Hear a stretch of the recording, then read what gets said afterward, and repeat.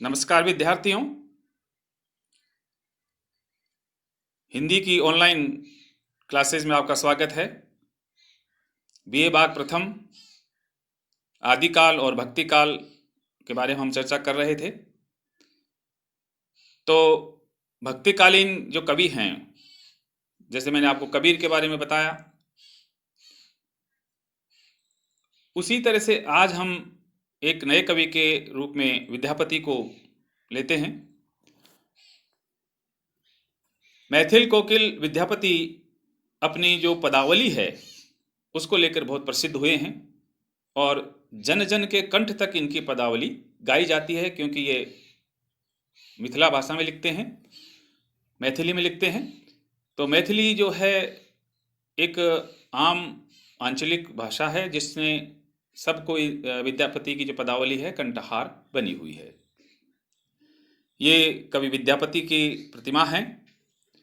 इनका जन्म 1350 ईस्वी में हुआ और देहावसन 1402 में मानते हैं।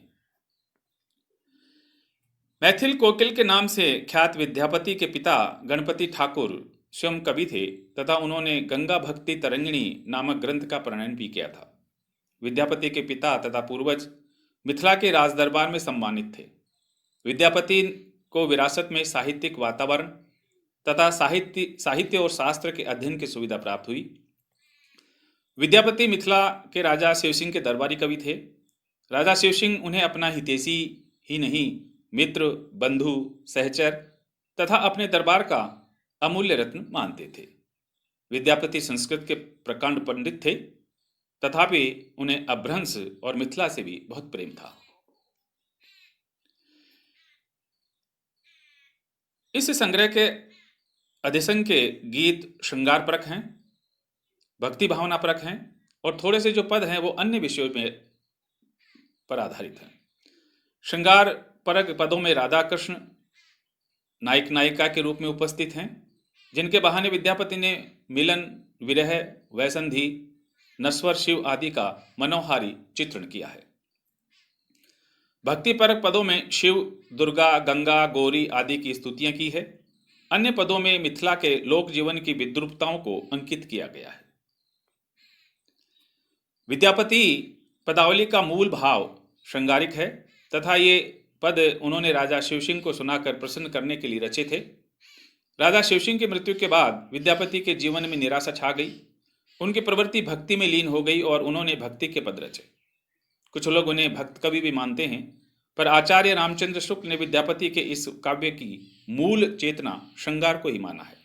उनकी पदावली से स्पष्ट होता है कि विद्यापति सौंदर्य, श्रृंगार और यौवन के कवि हैं। उन्होंने अपने पदों में सौंदर्य की जिस अलौकिकता का सृजन किया है वह जयदेव के गीत गोविंद से प्रभावित है।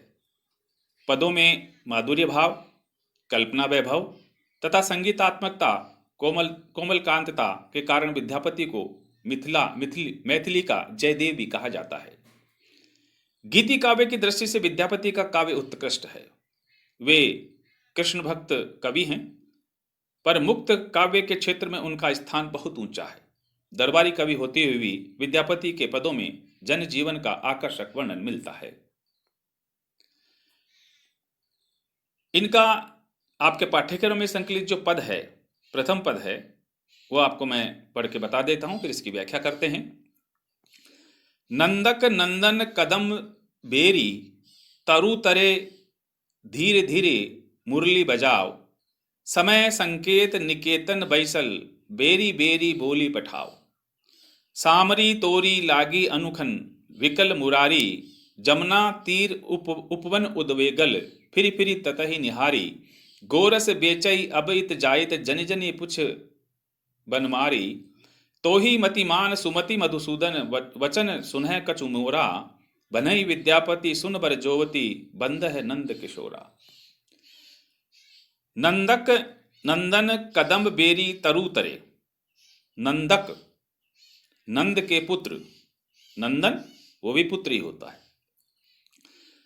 नंद के पुत्र श्री कृष्ण कदम्ब बेरी, कदम्ब के पेड़ के नीचे, तरु तरे, कदम के पेड़ के नीचे, तरे नीचे, कदम बेरी कदम का पेड़, धीरे धीरे मुरली बजाओ। धीरे धीरे का मतलब यहां धीरे धीरे नहीं है, मधुर मधुर, धीरे धीरे मधुर मधुर आवाज में मुरली बजा रहे हैं। समय संकेत निकेतन बैसल बेरी बेरी बोली पठाओ। और समय हो गया है मिलने का, तो संकेत दे रहे हैं राधा को, निकेतन घर से निकलने का, बैसल बेरी बेरी बोली पठाओ, और अपनी बांसुरी में संकेत करते हैं, राधा का नाम उच्चारण करते हैं, बार बार बोल करके पठाओ बुलाते हैं। सामरी तोरी लागी अनुखन विकल मुरारी। विद्यापति कवि कहते हैं कि हे राधा, तुम्हारी स्मरण, तुम्हारी याद आ रही है कृष्ण को। सामरी याद आना, स्मरण आना, स्मरण होना। तोरा लागी अनुखन, अनुखन एक क्षण गंवाए बिना, लगातार तुम्हारी याद आ रही है। विकल मुरारी, इसलिए व्याकुल हैं कौन? मुर राक्षस का वध करने वाले कृष्ण। जमुनाक तीर उपवन उद्वेगल फिरी फिरी ततहि निहारी।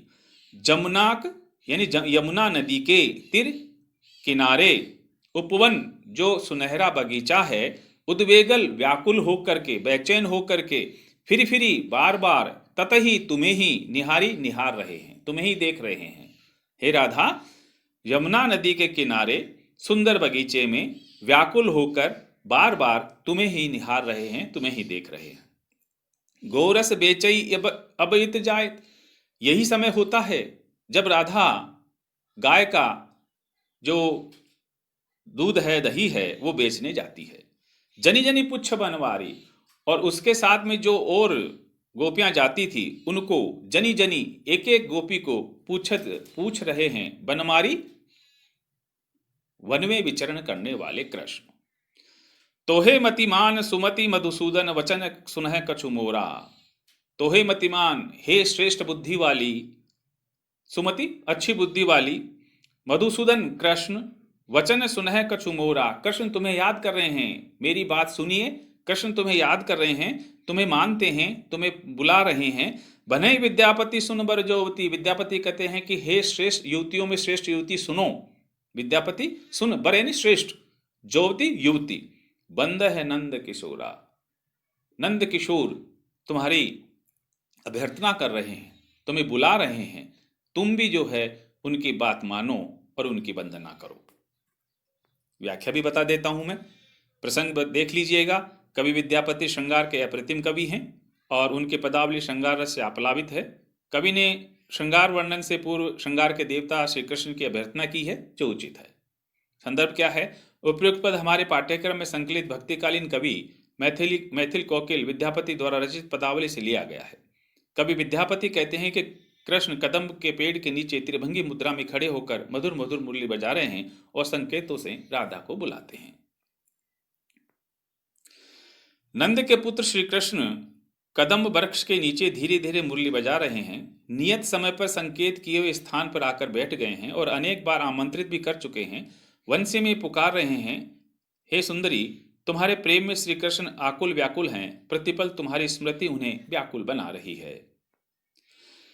वे यमुना के किनारे उपवन में भ्रमण करते हुए व्याकुल होकर पुनः पुनः उसी ओर, तुम्हारे आगमन का जो पथ है उसकी ओर देखते हैं और दूध दही बेचने को आने जाने वाली प्रत्येक स्त्री से वनमाली जो तुम्हारे विषय में, कृष्ण तुम्हारे विषय में पूछते हैं।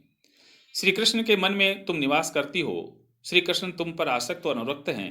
हे सुमति, कुछ मेरी बात भी सुनो। हे युवतियों में श्रेष्ठ युवती, कवि विद्यापति कहते हैं कि तुम नंद किशोर श्री कृष्ण की इच्छा पूरी करो, उनकी अर्चना वंदना करो। ये व्याख्या है। विशेष में आप क्या लिखोगे? भाषा मैथिली है, पद में सरस प्रभाव और सरल स्निग्धता है जो ध्यान देने योग्य है। नंदक नंदन में अनुप्रास अलंकार, धीरे धीरे बेरी बेरी फिरी फिरी में विप्सा अलंकार है। शैली में मधुरता है। भक्ति के साथ साथ श्रृंगार रस का परिपाक भी देखने को मिलता है। विद्यापति भक्ति काल और रीतिकाल के संधि काल के कवि हैं। रीतिकाल और भक्ति काल के बीच की जो समय है वो संधि काल कहलाता है, उसके कवि हैं। तो इस प्रकार से आपको ये व्याख्या करना मैंने आपको बताया है।